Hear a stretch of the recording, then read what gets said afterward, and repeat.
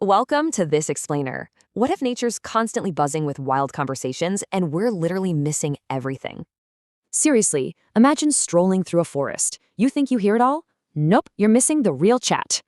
Our hearing maxes out at 20,000 hertz, but honestly, for nature, that's barely the opening act. Enter bioacoustics. Think of this incredible tech as our new digital ears, unlocking sounds way beyond our limits. We can finally capture the massive, deep rumbles of giants, right alongside the high-pitched whispers of tiny critters. First, let's dive deep down. Below human hearing is the infrasonic realm, just vibrating with hidden, powerful frequencies. Elephants and whales actually use these deep rumbles to basically text each other across entire savannas and oceans. Now, let's soar way up high into the super-fast, totally hidden world of ultrasonic frequencies. Up here, bats navigate total darkness. And get this, mice actually sing complex, high-pitched melodies to each other. So the whole tree of life is essentially a massive, hidden acoustic chat room we've been completely locked out of. To finally tune in, scientists are dropping tiny automated mics everywhere. We're deploying our digital ears globally. So how do we decode all this? We record it, filter out the background junk, and let AI work. Machine learning acts like a giant Google Translate, processing terabytes of complex animal chatter we could never manually analyze. Algorithms are literally cracking sperm whale clicks right now, revealing crazy intricate social structures and localized dialects. Tech finally gives us the ears to hear nature's hidden truths. So when Earth speaks, will you listen? If you look out at a quiet forest or watch a turtle gliding silently through a pond, it's really easy to just assume, well, they don't have vocal cords like ours, so they must be acting on pure silent instinct, right? Well, get ready because we are completely flipping that script today. We've assumed for centuries that the natural world is basically muted, except for, some bird song or a lion roaring. But science is in the middle of this massive paradigm shift. So let's jump right into this explainer because we're about to challenge literally everything you thought you knew about animal communication. Here is the crux of the issue. Human hearing is incredibly narrow. We only pick up frequencies between 20 hertz and 20 kilohertz, and that's it. But right outside that tiny little window, there are these massive infrasonic and ultrasonic symphonies happening around us constantly, every single second of the day. The natural world is actually talking loudly, broadcasting these super complex messages across the air, the water, the soil. It's not a silent world at all. We've just been entirely deaf to it. So here's our roadmap for this explainer. We'll start with the hidden voices of nature, then we'll look at turtles talking in the egg, dive into the elephant warning system, explore bat songs and local dialects, and wrap up by totally rethinking animal culture. Okay, starting with part 1, the hidden voices of nature. So how are we finally hearing all this? Well, scientists got a massive assist from digital bioacoustics. We're talking about tiny, hypersensitive microphones planted everywhere from the bottom of the ocean to the freezing Arctic. It's kind of like humanity finally built a planetary-scale hearing aid to eavesdrop on all those frequencies we naturally miss. And the data pouring in, it's literally rewriting biology. The old belief was simple. Animals run on hardwired instincts and keep quiet. But the new reality we're seeing on these recordings is that animals have incredibly complex vocabularies. They've got regional dialects and, get this, intentional cultures. It's like the natural world has its own buzzing internet. They're naming each other, sharing critical info, and coordinating massive group efforts. Which brings us perfectly to part 2, turtles talking in the egg. Let's head down to the water, or more specifically, the sand right next to it, to check out aquatic turtles. Now, for the longest time, reptiles were considered pretty low on the intelligence totem pole, and turtles, supposedly totally mute. But then, a researcher named Camila Ferrara stuck some microphones directly inside their nests, and she recorded a staggering 189 distinct, unique vocalizations. But wait, here is the absolute wildest part. She didn't record adult turtles. She picked up these sounds from the embryos, before the eggs had even hatched. These unborn babies were literally chatting with each other from inside their individual shells. No way, right? So why on earth do unborn turtles need to talk? It turns out it's a genius survival strategy. By communicating inside the egg, these siblings actually synchronize their development. They let each other know, hey, I'm ready, which lets them coordinate this massive, perfectly timed hatching event. By erupting out of the sand at the exact same moment, they completely overwhelm predators. It's basically a highly coordinated acoustic military operation, completely organized by unborn babies. Absolutely wild. Moving right along to part 3, the elephant warning system. Let's completely shift gears from tiny turtle chirps to the deep, rumbling vibrations of the African savanna. Elephants communicate using infrasonic rumbles. These are sounds so deep we literally can't hear them, but they travel for miles through the ground, letting entire herds coordinate over massive distances. And to figure out just how precise this hidden language actually is, researchers Joseph Soltis and Lucy King ran a really fascinating experiment. They played the sound of angry bees to an elephant herd. Now, bees might seem like no big deal to us, but for an elephant, they're terrifying. A swarm of bees can sting the super sensitive insides of an elephant's trunk, which is a huge problem.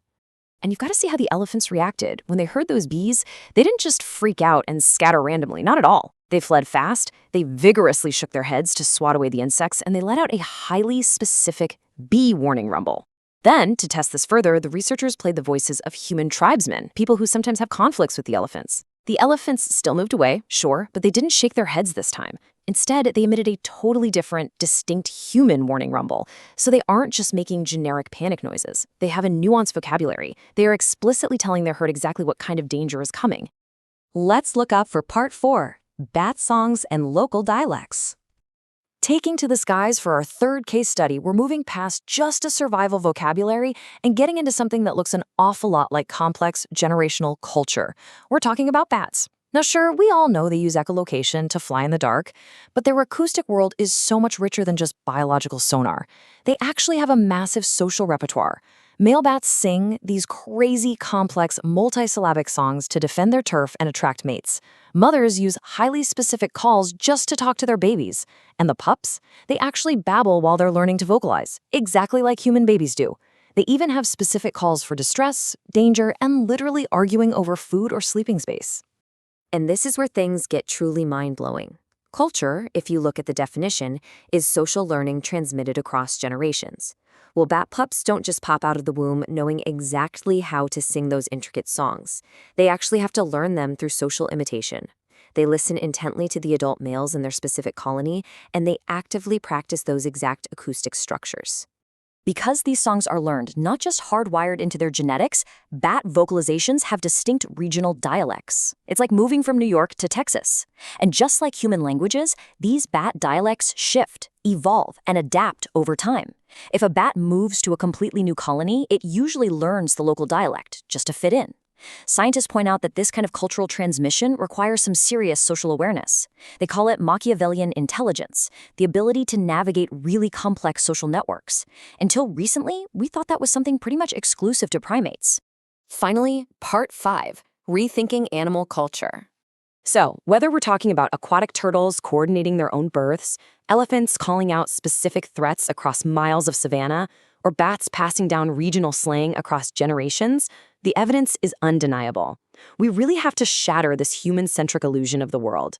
We are definitely not the only species with culture, language, and complex social lives.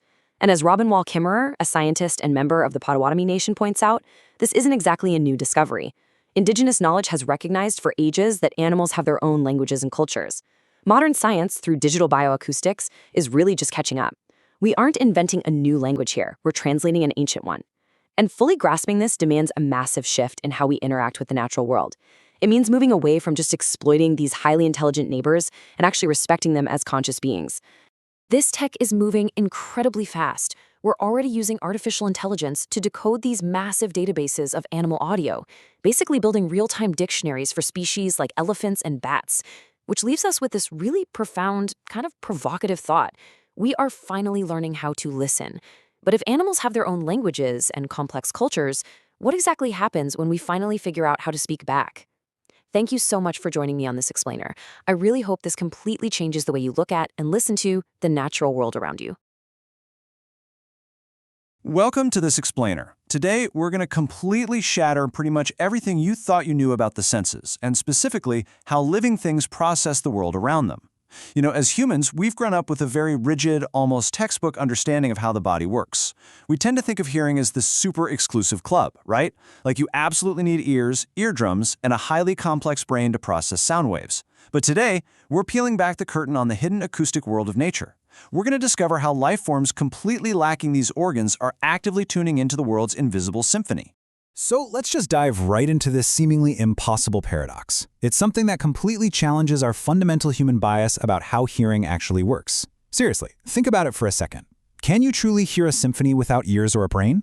Well, by the end of this explainer, the answer to that question is going to fundamentally change the way you look at a simple houseplant or even a drop of ocean water. All right, let's get into Section 1, Hearing Without Senses. We naturally associate the ability to process sound with complex anatomy, like a central nervous system. I mean, it makes sense, right? It's how we experience the world, so we just project that onto everything else. However, the emerging field of digital bioacoustics has revealed something completely mind-blowing. Acoustic awareness is actually this ancient, universal survival tool spanning across surprisingly simple life forms. By placing tiny, super-advanced digital microphones out in wild environments, from dense rainforests all the way down to the bottom of the ocean, scientists have discovered a foundational truth. You don't actually need a brain to listen. You just need to be able to feel the rhythm of your environment. Which brings us to Section 2, the coral larva compass. To really wrap our heads around this, let's travel down into the microscopic world of the ocean. Look at coral larvae. Despite being essentially tiny, mindless drops of jelly, these little guys must somehow navigate the massive, completely chaotic ocean to find a healthy reef to call home. When they hatch, they're totally at the mercy of the vast open water. If they just drift randomly, they die. They have to actively swim out of the current and locate a vibrant, living reef where they can settle and grow. But how on earth do you navigate the ocean when you literally don't have eyes, ears, or a brain? Well, they pull off this navigational miracle using a layer of fine hairs called cilia. These cilia physically feel the acoustic vibrations of a healthy reef. Because remember, sound travels incredibly fast and really far underwater. So a healthy reef is basically a loud acoustic beacon, just packed full of the snaps, crackles, and pops of feeding fish and snapping shrimp. These microscopic cilia translate the movement of water particles caused by those sound waves into navigational data. They are basically swimming inside a tiny, inside-out ear. And the data backs this up beautifully. When researchers tested this in a custom-built acoustic maze, a stunning 67% of these brainless larvae actively swam toward the specific sounds of a healthy, vibrant reef. Scientists placed hundreds of thousands of these larvae in an acoustic chamber. When they played white noise or just pure silence, the larvae just kind of drifted aimlessly. But the very second they piped in the lively, recorded sounds of a thriving coral reef, over 2/3 of them deliberately paddled their way right toward the speaker. No brain, no ears, but they were absolutely listening. Let's keep that momentum going. With Section 3, Root-Seeking Running Water. If an animal without a brain can hear, let's escalate things and look at an organism that doesn't even have a nervous system, the common plant. In a totally groundbreaking experiment, researcher Monica Gagliano proved that pea plants can actually eavesdrop on their environment to find hydration. She took young pea plants and placed their roots in this specially designed Y-shaped maze. Down one branch, she played a recording of running water. Down the other branch, she played either white noise or just silence. Now, the absolutely crucial point here is that the plants weren't just sensing moisture in the dirt. The water sound was coming from a completely sealed pipe, so they were making a deliberate growth decision based entirely on acoustic data. There was zero moisture gradient in the soil, no physical water for the roots to smell or feel, and yet, the plant consistently grew its roots toward the speaker playing the water sounds. It was literally using acoustic cues to blindly navigate its subterranean world. Okay, moving on to Section 4, Defending Against Chewing Caterpillars. While some plants use sound to locate vital resources like water, others use it as a highly sophisticated early warning system for sheer survival. Researchers discovered that the seemingly passive Arabidopsis, which is just a small flowering weed, can actually identify the exact acoustic signature of its predator. Scientists attached these tiny, ultra-sensitive microphones and lasers to its leaves and then played the micro-vibrations of a caterpillar chewing on a leaf. Instantly, the plant began pumping toxic defensive chemicals through its vascular system. It was bracing for a physical attack that hadn't even started yet. And honestly, it gets even crazier. The plant isn't just panicking and reacting to random noise. It specifically differentiates between the terrifying sound of a chewing caterpillar and the harmless rustling of the wind. When scientists played the acoustic vibrations of the wind blowing or even the sound of other completely non-threatening insects buzzing nearby, the The plant did absolutely nothing. It just ignored them. It has an evolved, highly specific acoustic threat detection system. It essentially remembers the exact sound of its doom. Next up, Section 5. Sweet nectar for buzzing bees. Beyond just survival and defense, plants also use sound to actively negotiate and reward the animals they actually rely on. Certain flowers will sit and wait in absolute silence until they hear the specific, familiar buzz of a pollinating bee. You see, making super sweet nectar costs the plant a ton of valuable energy, so it doesn't just leave it sitting out all day for any random insect to come by and steal. Instead, it waits for the perfect acoustic trigger. Within mere minutes of feeling that specific acoustic frequency vibrate through their petals, the flowers flood with heavily sweetened nectar to reward the bee for visiting. The petals of the flower actually function exactly like tiny satellite dishes, perfectly tuned to the exact frequency of a pollinating bee's wings. When they feel that hum, they spike the sugar concentration of their nectar to make sure the bee keeps coming back. And the kicker? If you play a higher or lower frequency, the flower completely ignores it. Which all leads us right into Section 6, redefining how nature listens. It is definitely time we completely rethink our definition of what it means to experience the acoustic world. Just looking at this summary, it's so clear that hearing is not an exclusive mammalian trait. Sensing and interpreting vibrations is a universal, ancient ability used for life or death decision-making across the entire tree of life. We have mindless blobs of ocean jelly finding a home, silent pea plants hunting for water, weeds bracing for an attack, and flowers preparing a meal for a passing bee. Every single one of these complex actions is driven entirely by sound. And as this quote highlights, by leveraging these new digital bioacoustic tools, we are finally tuning into a continuous, vibrant, and invisible conversation that's been happening right under our noses since the dawn of life. For centuries, we simply lacked the technological ears to hear the world the way the rest of nature does. But now, the silence of the plant and microscopic world has been totally broken. And that leaves us with a truly fascinating mystery to ponder about our own noisy existence in this deeply interconnected acoustic ecosystem. If brainless corals and silent plants are always listening, what else in nature is quietly hearing us? The next time you walk through a garden or swim in the ocean, just remember that you are not alone in your acoustic experience. The world is listening back. Thank you so much for joining me for this explainer. I really hope it opened your ears to a whole new way of seeing the natural world. Welcome to This Explainer. For centuries, we kind of just assumed humans were the only ones having real complex conversations on this planet. But what if we haven't been the only ones talking? What if we've just been tuned into the entirely wrong frequency? Today, we're diving headfirst into the invisible, silent roar of nature and uncovering how cutting-edge AI is finally letting us listen in. This is a technological revolution that is absolutely going to change our relationship with the natural world. So let's start with a really provocative question. Imagine if we could completely bypass the limits of human biology and actually communicate with the tree of life. Think about how a translation app on your phone instantly decodes a foreign language, right? What if we could use that exact same concept, driven by super advanced algorithms, to decode the hidden languages of animals and plants? It sounds totally like science fiction, but as you'll see today, it is rapidly becoming scientific fact. Let's kick things off with Part 1, the deafness of humanity. To really wrap our heads around interspecies communication, we first have to admit something a bit humbling. Comparatively speaking, humans are profoundly deaf. We tend to judge how smart or communicative other species are based purely on what we can naturally see and hear. But that's a massive biological blind spot for us. We are trapped in this really narrow band of hearing, generally between 20 and 20,000 hertz. Because of that, we're completely missing the massive, deep infrasound of animals like whales, and we're equally deaf to the high-frequency ultrasound of bats and insects. The natural world is actually incredibly noisy. We just haven't had the biological hardware to hear it. Just look at the extreme lower end of the spectrum for a second, what we call the infrasonic chorus. Elephants are out there blasting mating calls to each other across miles of savanna. There are deep oceanic rumbles, glaciers cracking, volcanic eruptions. Heck, the Earth itself has a seismic pulse, a rhythmic beat traveling across the planet. While we absolutely cannot hear these massive infrasonic frequencies, we might occasionally feel them as a weird, mysterious thumping in our chests. Animals are entirely tuned into this wild broadcast. We aren't. But technology is about to change that. Which brings us to Part 2, the digital translators. So how do we actually fix the problem of our biological deafness? Well, if our ears are the limitation, we just need to build prosthetic ones. And that's exactly what scientists are doing globally through a rapidly exploding field called bioacoustics.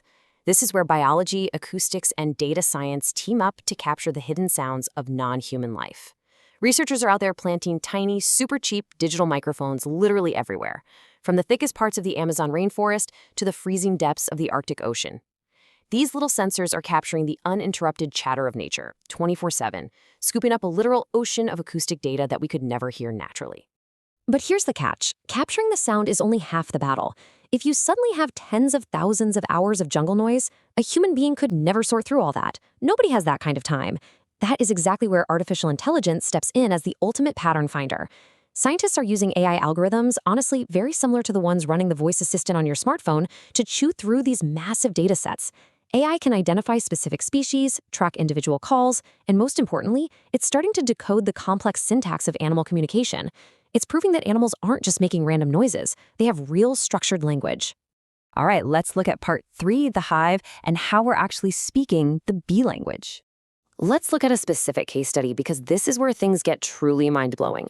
We're moving from just eavesdropping on nature to actively talking back to it. The crucial thing to remember about honeybees is that they don't have vocal cords. Their language isn't verbal at all. It's entirely physical and spatial. They communicate insanely complex data entirely through physical vibrations inside the pitch-black environment of their hive. Because humans are so obsessed with spoken language, it took us forever to recognize this buzzing as a highly sophisticated language. Decades ago, a researcher named Carl von Frisch finally cracked the code of what we call the waggle dance. He proved bees have an intricate, symbolic language to give their hive mates directions to nectar. It's basically a tiny, buzzing GPS system. The bee walks in a figure 8. The angle of that dance points perfectly toward the food relative to the sun, and the duration of the waggle tells the other bees exactly how far away it is. It's a remarkably precise coordinate system done entirely through motion and vibration. Now, understanding the dance was step 1. But a modern researcher named Tim Landgraf took this a massive leap forward. He engineered a biomimetic robotic bee to actually speak directly to the hive. This is not a toy. It's built with precise 6-axis movement to replicate the dance perfectly.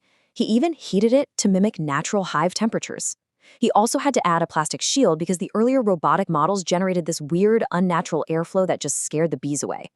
Most importantly, he programmed this robot using AI to execute the exact microscopic vibrational patterns of a scout bee. And guys, here is the breathtaking breakthrough. When Landgraf put his robot into a live hive, it actually worked. The robotic bee successfully bypassed the human-animal barrier. It performed the waggle dance, gave specific spatial coordinates to a food source, and actual, living bees follow those instructions. Just think about the magnitude of that for a second. We literally used a robot, powered by AI, as a translator to speak directly to an insect in its own native tongue. Insane, right? Let's leave the hive and dive into part 4, decoding the oceans. Down in the deep blue, where light fades away, sound becomes the absolute ultimate medium for communication. Acoustic translation down there is opening up entirely new worlds. Right now, there are massive international AI projects deploying super complex algorithms to translate the unique languages of our planet's smartest marine mammals. You've got Project SETI using deep learning to decode sperm whales, and you have the chat algorithm working on real-time translation with dolphins. Project CET is particularly fascinating. I mean, why sperm whales? Well, for starters, they possess the largest brains on Earth. They live in these highly complex, strict matrilineal families. And get this, they even have distinct regional dialects depending on where they live in the ocean. They communicate using these patterned clicks called codas. Because they have such high social and cognitive complexity, researchers believe sperm whales are prime candidates for having a deeply complex, rule-based language that AI can actually decipher for us.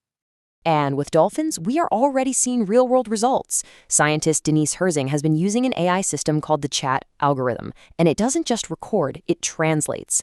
In an absolute milestone moment, the chat algorithm successfully identified a signature whistle in real time, translating the dolphin's specific word for sargassum seaweed directly back to the human researchers right there in the water. So where is all this heading? Part 5, the Internet of Living Things. What is the ultimate end goal of dumping all these sensors into the wild and feeding that data into supercomputers? We are standing right at the dawn of what researchers are calling the Internet of Living Things. It's essentially a proposed evolutionary leap for the Internet itself. Instead of just connecting our human computers and smartphones, this revolutionary network expands digital connectivity to include the entire tree of life. We're talking about connecting humans and sentient non-human species on a shared digital framework. The power of this kind of connection is absolutely immense. By acting as a universal translator, this technology could fundamentally rewrite how we interact with our planet. Imagine revolutionizing ecological restoration by literally just listening to a coral reef or a dense forest to see if it's healthy. We can monitor endangered species in real time without ever physically disturbing them. We are finally bypassing our own biological limitations to create a genuine, shared interspecies understanding. It's a total game changer. But obviously, this brings us to a profound crossroads. I want to leave you with this final crucial thought to ponder. Will we use the Internet of Living Things to further exploit nature, or to finally listen and protect it? Now that AI has given us the prosthetic ears to hear the Earth's invisible chorus and the robotic voices to actually speak back, what are we going to say? And more importantly, how will we choose to use this profound new connection? Something to think about. Thanks so much for joining me on this explainer, and I'll catch you next time. Welcome, everyone. Thank you so much for joining me today for this explainer. I gotta tell you, I am incredibly excited about what we're covering today because, well, we're gonna completely shatter a myth that pretty much all of us have believed since we were kids. We've all heard the phrase, the silent deep, right? That idea that beneath the ocean's surface, there's just this quiet, tranquil, almost muted world. Well, scratch that because we are about to explore the invisible, vibrant, and surprisingly loud acoustic world of marine life. And honestly, it is going to completely change the way you think about our oceans. Okay, let's dive right into this. What if the ocean isn't silent, but deafeningly loud? You see, human hearing is actually pretty limited. We only pick up on a tiny fraction of the acoustic frequencies out there. But beneath the waves, marine life relies on an incredibly rich, continuous symphony of sounds just to survive. They use sound to navigate, to hunt, to find mates, and even to warn each other of danger. It's not a quiet void down there. It's a bustling, noisy underwater metropolis. To really wrap our heads around this, we have to look at a fascinating field of science called bioacoustics. Basically, it's the study of sounds produced by or affecting living organisms. Over the last few years, scientists have been deploying these highly advanced digital microphones called hydrophones deep into the oceans. They're essentially eavesdropping on nature. And by using these devices, they are uncovering incredibly complex, totally invisible communication networks and behaviors that we literally never knew existed, simply because we couldn't hear them. This technology is amazing because it allows us to diagnose the health of an ecosystem just by listening to it. Think of it kind of like a doctor using a stethoscope on a patient. A healthy marine ecosystem, like a thriving coral reef, it is an absolute cacophony of sound. It's a loud chorus of fish grunts, shrimp snaps, and whale clicks. But a degraded or bleached coral reef falls into this eerie, empty silence. The soundscape actually dies out before the physical structure completely collapses. So sound is a direct, undeniable indicator of ecological health. Section 1. The deadly acoustic fog. Now, this acoustic fog is the real villain of our story.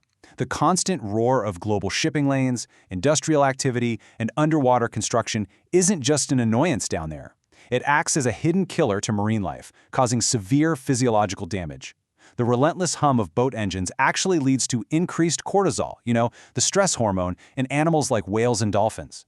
It disrupts their sleep patterns, impairs their growth, stops them from reproducing, and even causes high mortality rates in tiny invertebrates.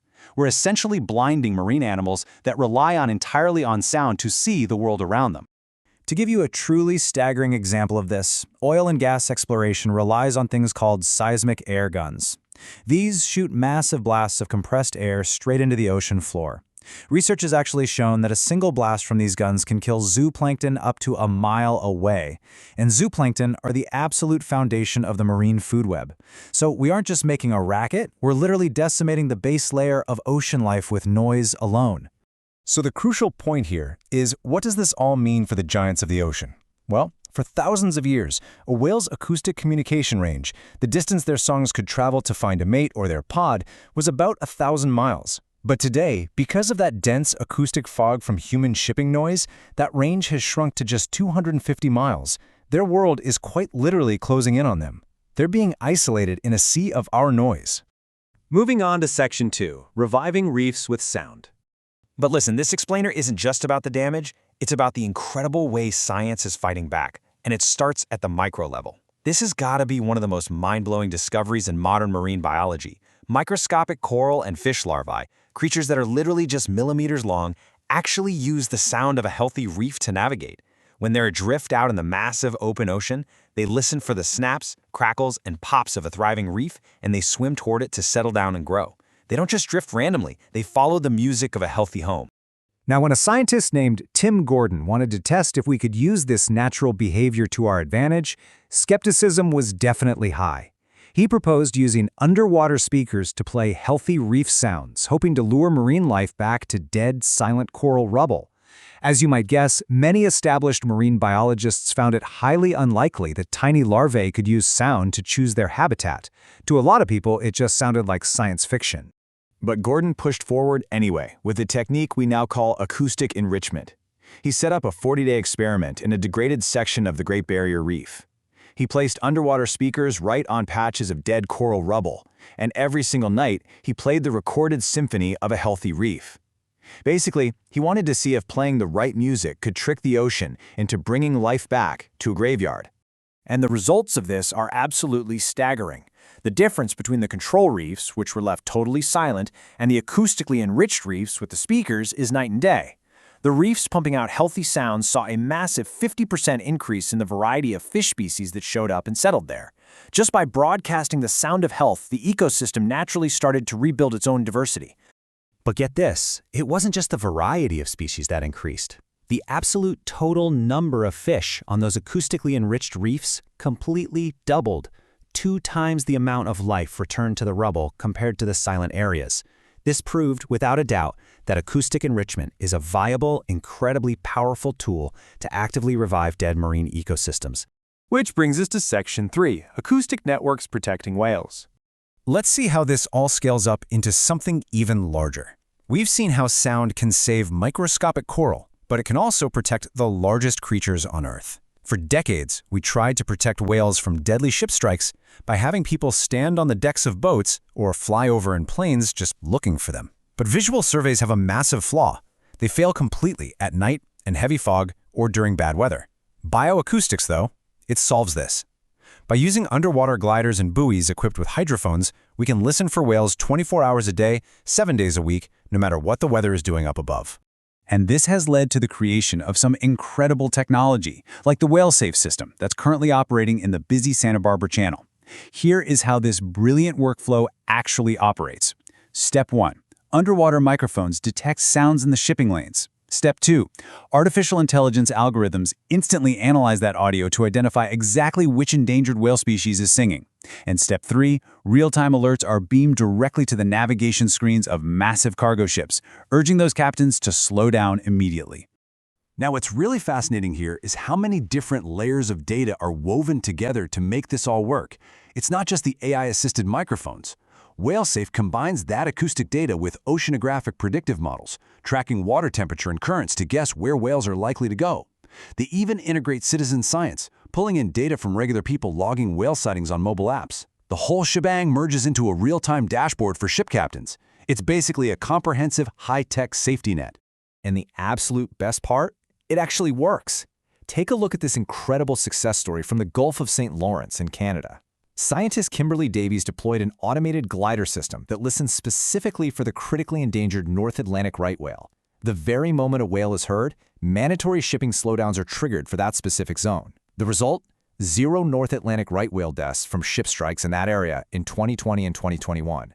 That right there is the power of just listening. Finally, Section 4. A quieter, resilient future. We are really at a turning point in how we interact with the oceans, and thankfully, technology is giving us a second chance to get it right.